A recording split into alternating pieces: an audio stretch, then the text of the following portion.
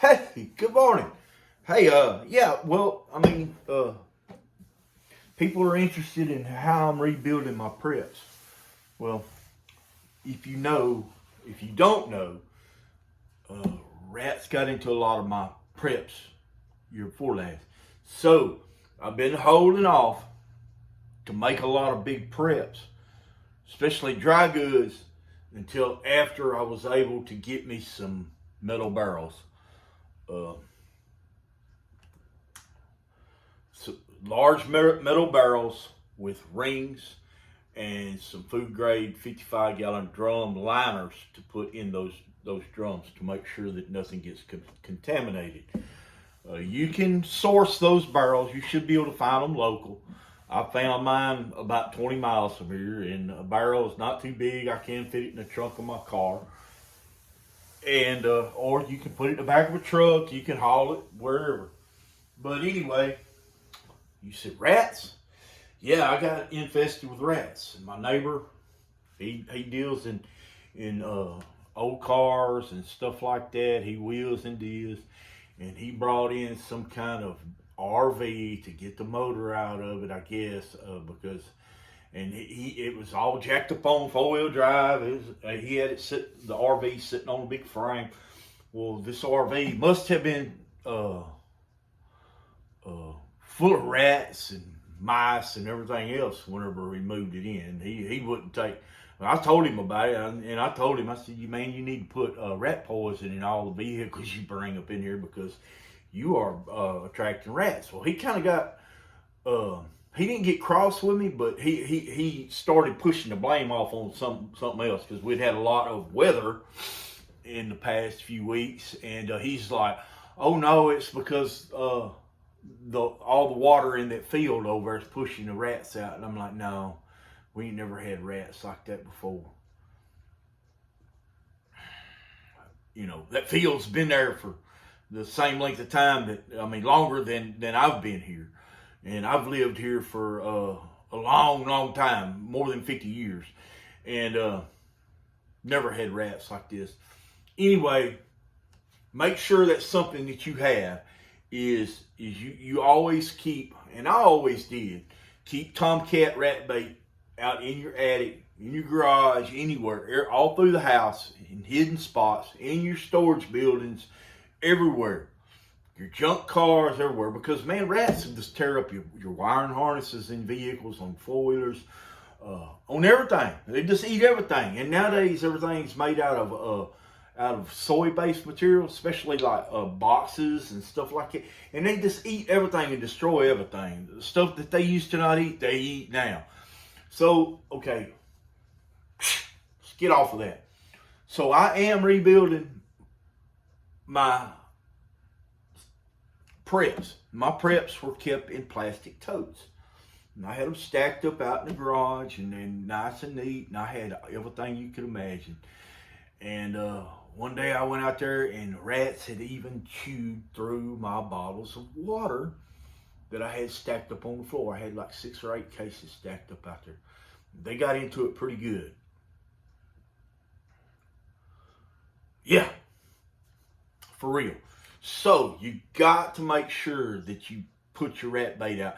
And that's one of your main preps right there, is to have a couple packages of tomcat rat bait on hand to put out, just in case you get down and you can't afford to buy any. Okay, so that's number one. Number two, I'm cleaning out my junk drawer here, and I've got some Mylar bags that have already been cut. This is stuff that I use for canning, and that's number one. Okay, I've got this right here. It's clean. It's been used, but only for canning purposes. I use it for washing vegetables. It slips over your deal. It's made for doing hair. It slips over your faucet, and you can use it for rinsing vegetables. I've got these are fermenting corks. I've got these fermenting doohickeys all up in here. I keep my emulsion blender over here. I've got stoppers. I've got some labels up in here, and different things. And in fact, I'm discovering stuff as I go. Let's see, what is this? Oh,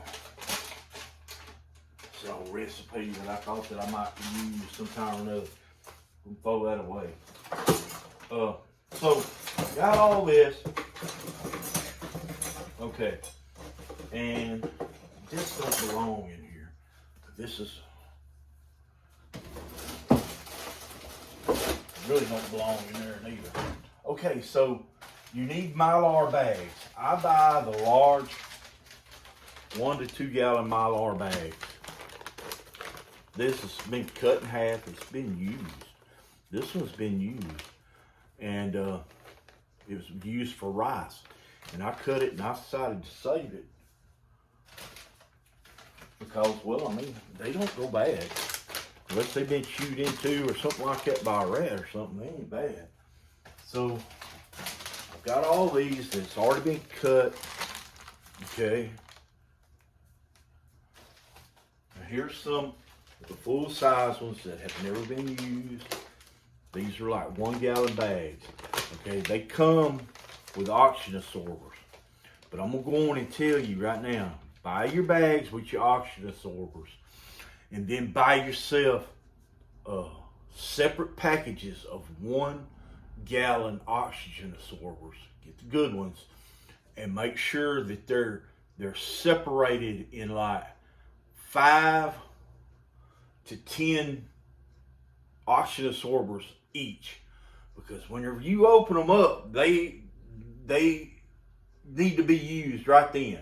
Okay, what you're not going to use, you need to make sure that you are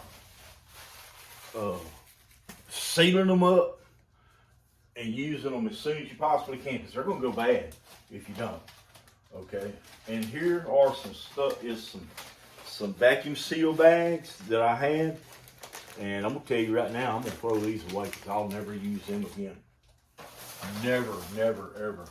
This is one right here that was put together with some salt and pepper, some old packages of salt, pepper, no, Band-Aids, and I put them in there, and they just don't last. I'm gonna hang on to those just in case. But I got some bags here that's been cut. They've been sealed on the bottom by me.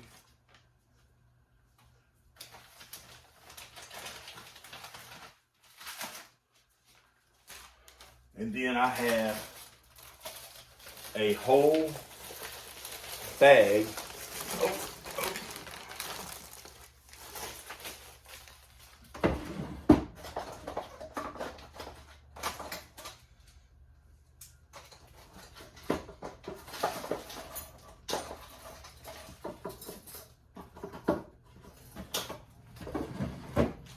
I have a whole bag of Mylar bags here, and they're gallon bags. See, they come with oxygen absorbers in there. That's the reason I went to digging in this drawer, because I wanted to see if I had some oxygen absorbers. Good, we can make a video today. So you've got your Mylar bags.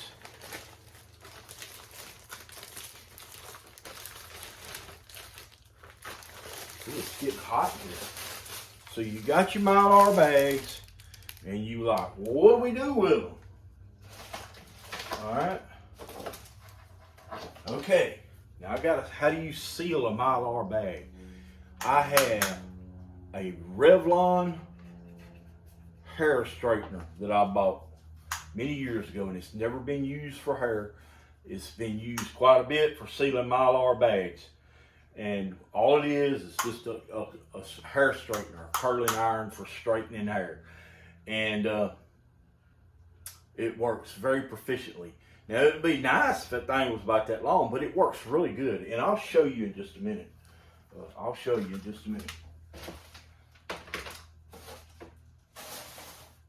Okay, I got some Ziploc bags here. I got some sandwich bags. Get rid of that stuff. I don't need it. Don't need that. Coffee filters. I may need that in the future. Okay, you know what these are? These are out of MREs. These are for heating MREs. A pound of those. Don't throw them away. You could put them in a Mylar bag and seal them up and keep them like that.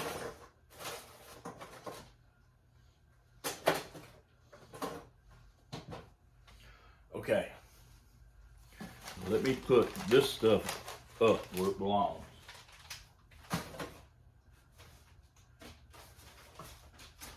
Now I'm going to demonstrate on this old bag. But I'm going to put these bags right here up. Now that I know that I have them.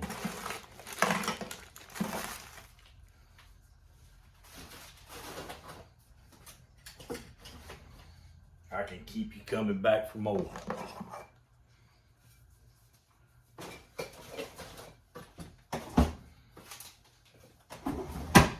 Whew, guys, y'all got to understand that I am about 48 hours into my fast, my 72-hour fast, and feeling kind of weak, kind of weird right now. I'm not used to going without eating. I have gone without eating before, but I'm not used to it.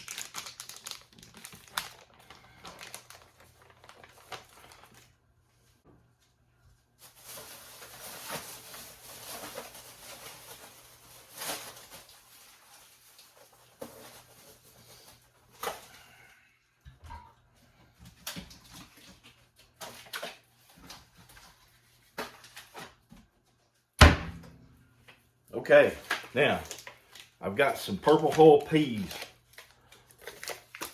that I sealed in these Mylar bags from auction absorbers in, what year was that? It was 2019, the year 2019. It was just before COVID. I bought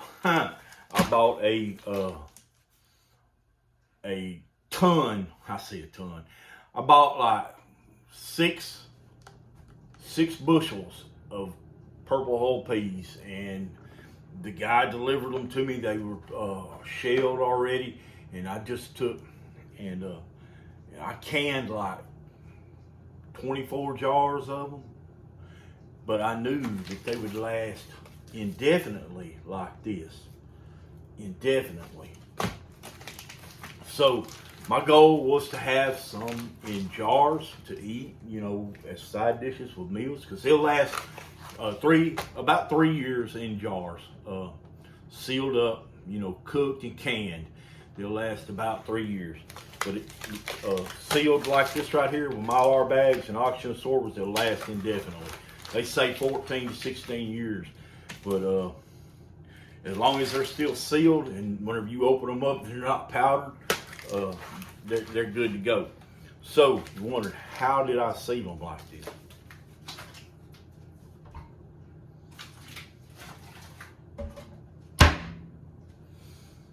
Okay, I've got a Mylar bag right here, and it's been sealed on the bottom.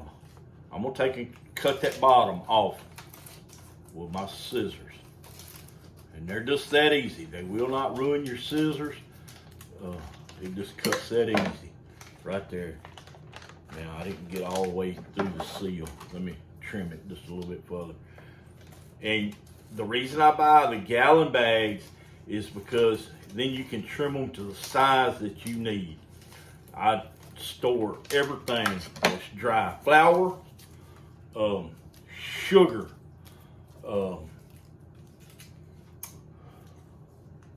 spices, rice, potato flakes, flour. You probably won't want to do macaroni, but you do. You can. Just dry. Tea bags, anything that's got oxygen in it that can be saved. And you'll see here what I did. These are oxygen absorbers here in these little jars. Always use your small jars. Okay, first things first, you want to take and put your jar, your lids in the oven, and make sure that they're not hot, but they're warm, because your rubber seals on your jars, they'll melt and they'll stick to the jar whenever you seal it. Okay, so to do that right there, you got your jars warm. You know you're not going to use those oxygen absorbers for any length of time. I think there's 5 in here. Yes, there's 5 in there. Okay, and you take, as soon as you open up your oxygen absorbers, you take and put them in these jars, and you close them off. You set them on the counter.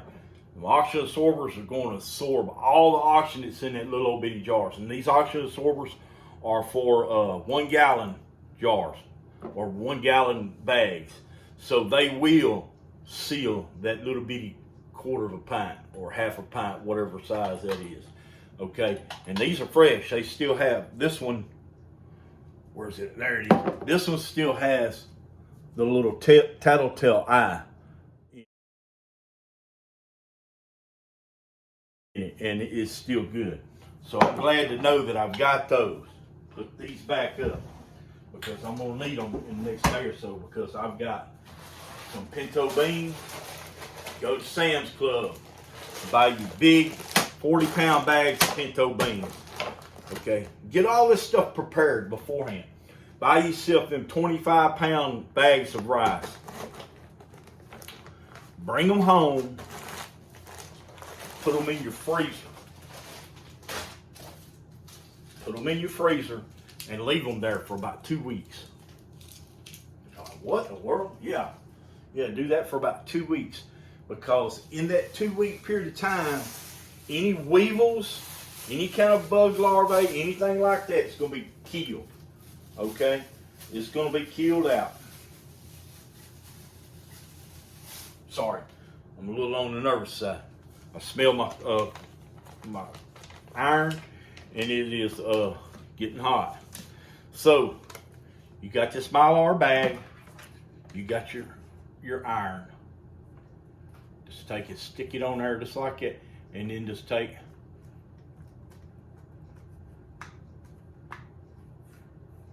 all the way down. You'll get the feel of it, and just like that right there. I'm just doing this for demonstration purposes.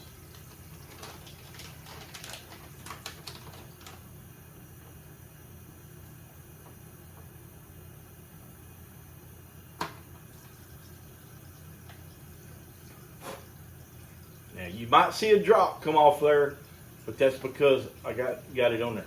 But that's it. See, it's sealed. It's sealed. Sealed good enough it'll hold water, and it'll hold air.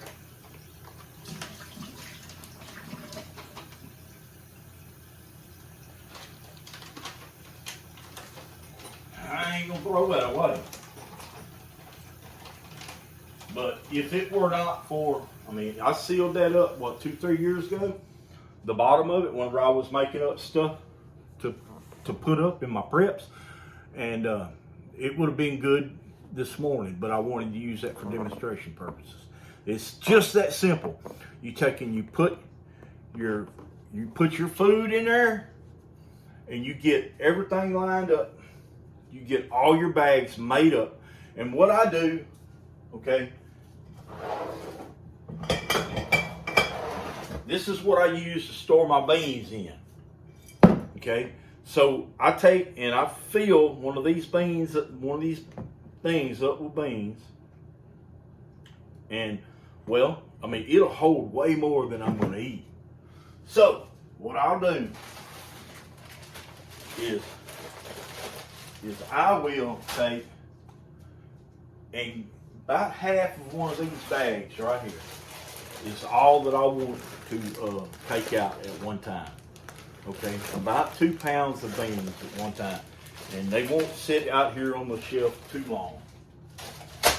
So you take and you take that right there and you fill your gallon bag up, your Mylar bag, you fill it up with your beans, and then you measure how much of that bag you're going to need to seal it up.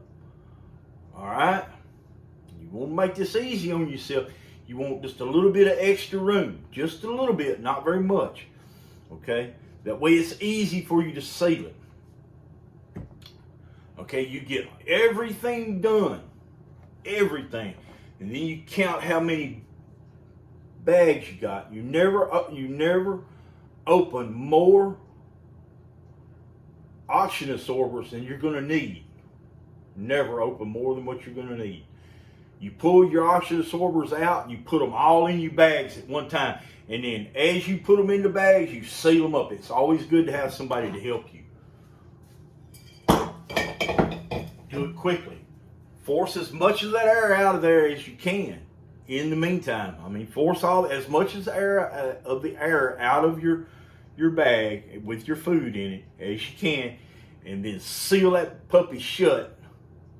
Set it on the cabinet. If you're using the right size bag and the right size oxygen absorber and the right amount of food, this is what you'll end up with. See, you can see where I sealed that bag right there, and I sealed it good. And I even note this was a ready-made bag, so this was the end of the bag right here. Okay, but that's what it'll look like when it gets done. You can do coffee. You can buy coffee in bulk and put it in bags as big as what you want to use. Tea bags, rice, anything that's dry. Powdered milk. Yes, powdered milk, powdered eggs. I mean, that's how you divide it up. And then you'll want to put that into a dry, leak-free, lined 55-gallon drum, metal drum, with a top on it and a ring closure. A metal ring closure that will close off and nothing will be able to chew through it to get to your food. Okay? And if you need to, pardon me, let me unplug this. If you need to, then you can put that dolly, that barrel on the dolly, back up to your garage or your storage shed or wherever with a truck, and you can roll that barrel over to that truck and put it in the back of that truck and leave with it. And you can take it wherever you need to take it, and it'll be weatherproof and anything. You won't have to worry about it. It's good to go. Don't fall into the cliche of using plastic barrels to store your preps in. Do not. Rats will eat into it. No matter. Rats, coons, possums, anything like that will chew through it eventually and get in there to it, and you won't even know about it, until it's too late. And they won't just go in there and eat up everything. They'll go in there and they'll nibble on this and they'll nibble on that, and they'll contaminate everything. And ask me how I know this. Yeah, I'm paying for it. Yeah, sure am. Guys, I hope y'all found that informative, and I hope I didn't go on too long. This is it's getting on about 28 minutes now. I'm hoping that you guys will take what I tell you. I do have some stuff, but I don't feel like doing it today. Like right now, I'm feeling weak right now because this fast is getting to me. But I will come to you next week or so like that, because I have some rice out in the deep freeze, and I've got these beans and stuff, and I need to put some stuff up and get it out of my freezer to make some room in my freezer. So guys, until then, remember that just be prepared, and the best way to be prepared is for the big event is to have Jesus Christ as your personal Savior, and you'll miss the big event altogether. Peace. Love you guys.